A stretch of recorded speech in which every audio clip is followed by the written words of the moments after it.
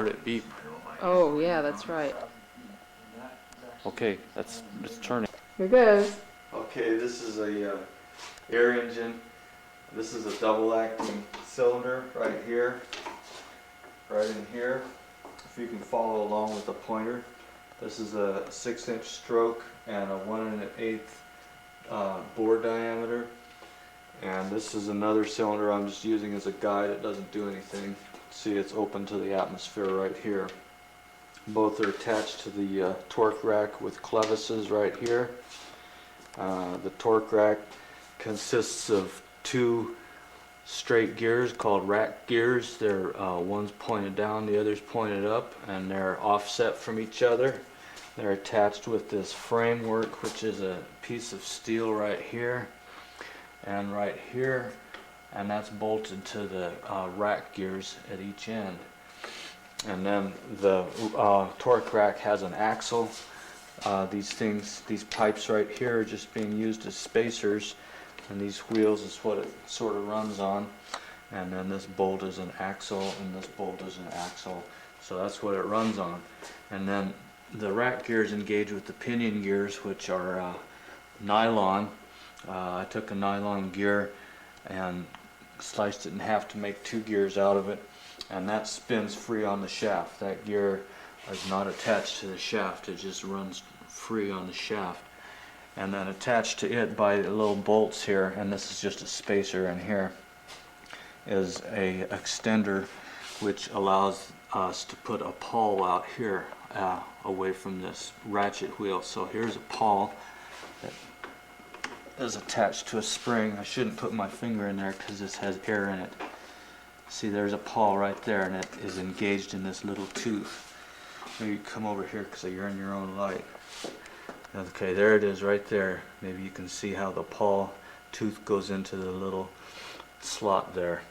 That's a tooth in a ratchet wheel, but this is a 1-tooth ratchet wheel. This ratchet wheel only has 1 tooth in it. I'll explain the reason for that. And there's another one over here. This assembly is the same thing. And let's see, here's the pawl right here. Maybe you can come around here and look at it. But this is it. And then this is the ratchet wheel, and then the tooth on it is right over here. Come around here, so from this direction. See, that's the tooth. I'll back up out of the light. There it is, right there. There's the tooth, and there's the pawl. And these ratchet wheels, the 1-tooth ratchet wheels, are attached fixed to the shaft with a set screw. And then this is a bearing, this is a bearing. This pulley doesn't do anything right now.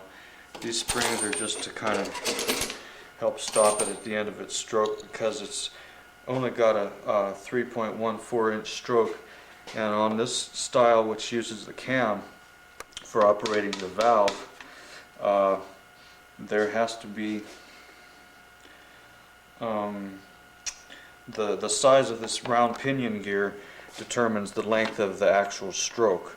And this is a 2-inch pinion gear, and therefore the stroke is 3.14, and the formula for that will be on paper. Okay, so if this pinion gear was a different size, then the stroke would be different. But with this 6-inch piston, we're actually only using the middle 3.14 of it. And then this is another bearing, and then this is a cam. I'm out of 1/2-inch plexiglass or some kind of plastic, and this sprocket is just being used as a hub to attach the cam to, so that the cam will be fixed to the shaft. And step over here, and here you can see the profile of the cam is made to push this wheel in and out, and that's attached to the spool on the spool valve, which moves back and forth like this. The travel on this is altogether 3/4 of an inch. So the difference between the outside of the cam at the highest point and the inside of the cam at the lowest point is 3/4 of an inch. And this cam thing doesn't work that great, but it works okay enough to show the principle of the torque rack, which is what I set out to show with this working model. It's just to show the torque rack. And this is crude, but I'm going to improve it in about 5 minutes. Okay, now the air comes in here to the valve and is distributed through these two hoses to either end of this double acting piston, and that pushes the torque rack back and forth, which turns these round pinion gears two opposite directions.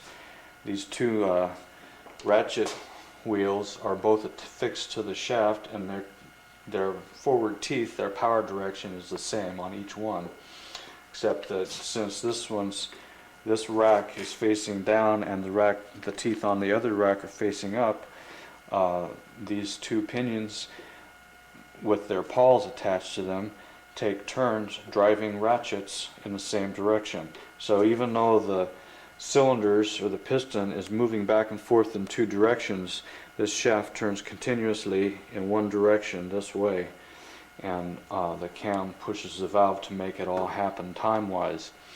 There's some tricks to it. Because of the cam being circular, we have to use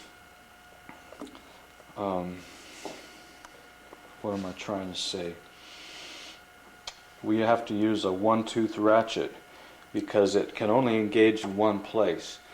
The operation of the valve is being taken off the cycle of the shaft, and therefore this has to engage in the perfect place or everything will be thrown out of time. Therefore you can only have one tooth on your ratchet. It has to engage the same place all the time. So I'm going to change this, and I'm going to use a valve operating mechanism that operates off the back and forth movement over here. So reciprocating valve movement will be operated by reciprocating engine piston movement and torque rack movement. And this mechanism is going to be bolted to the top of the torque rack, and it's going to push the valve back and forth like this. And that's going to improve it, and I'm going to take off these one-way ratchet wheels and replace them with real ones. I'll show it to you.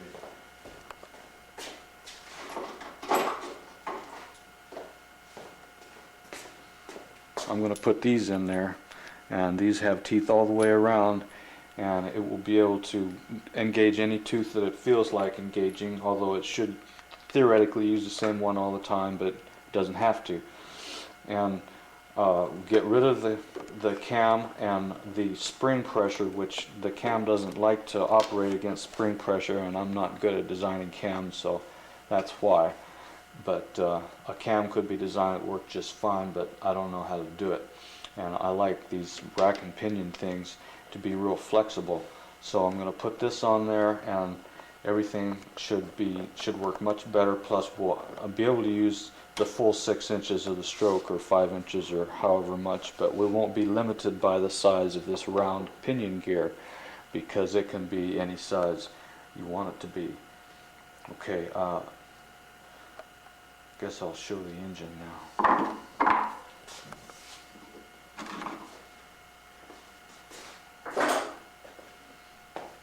The main thing is to keep your hands back.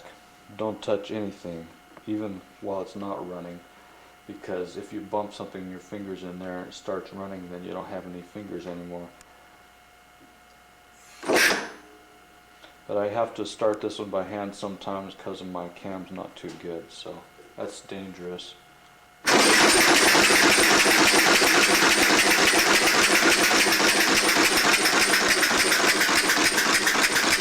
can see that it's quite efficient. It's not running the air tank down very fast. You can tell it's powerful.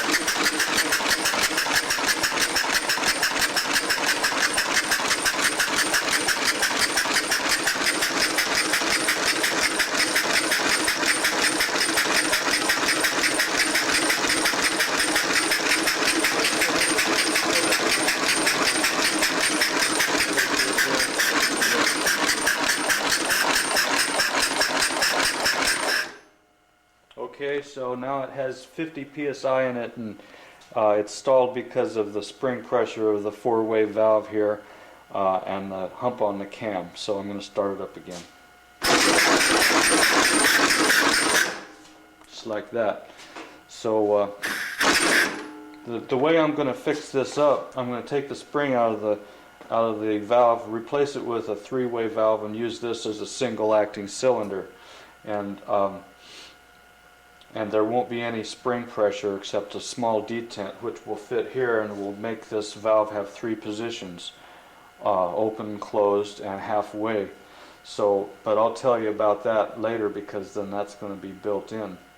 With this four-way valve which operates both ends of this cylinder at the same time, you can't have cut-off valving. So what I'm going to do is I'm going to fix up my engines so that there's a three-way valve on this end and a three-way valve on this end, and that way your intake and your exhaust can be two different lengths, which is what you do when you have cut-off valving. So we're eliminating the four-way valve, replacing it with two three-way valves. And each three-way valve, I suppose, will have to have its own mechanism for operating it. So with this next one, I'm going to change it so this is a one-way or a single-acting cylinder with spring return. This is going to be powered in this direction, and this is going to return by a spring going that way.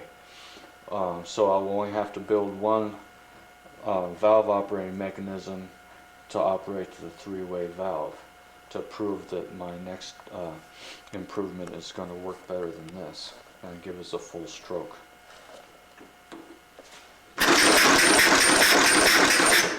Okay. Happy Christmas. Merry Christmas.